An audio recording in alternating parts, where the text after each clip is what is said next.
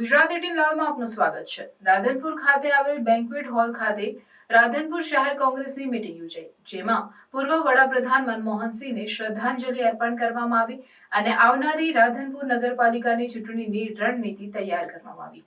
Review meeting યોજાઈ, આવનારી નગરપાલિકા જીતવા માટે રણનીતિ નક્કી કરવામાં આવી।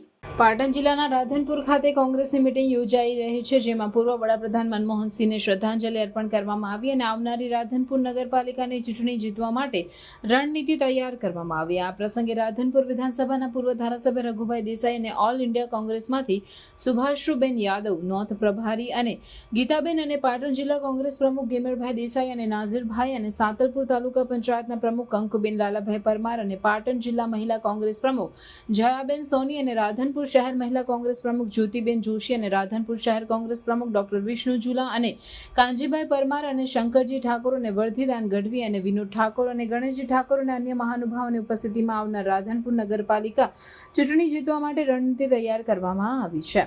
તો અલગ અલગ વક્તાઓ દ્વારા રાધનપુર નગરપાલિકાની ચૂંટણી જીતવા માટે માર્ગદર્શન આપવામાં આવ્યું। નગરપાલિકાની ચૂંટણી લડવા માંગતા ઉમેદવારો તૈયારી કરવા માટે માર્ગદર્શન આપવામાં આવ્યું। 28 ઉમેદવાર 7 વોર્ડમાંથી તૈયાર કરી નગરપાલિકા જીતવાની તૈયાર કરવામાં આવી। ચૂંટણી લડવા માટે આજે રિવ્યુ મીટિંગ યોજાઈ, કેવી રણનીતિ અને કેવી તૈયારી? રાધનપુરની પ્રજા કાયમ માટે કોંગ્રેસને આશીર્વાદ આપ્યા છે, ફરીથી પણ આશીર્વાદ આપશે એનો અમને પૂરો વિશ્વાસ છે।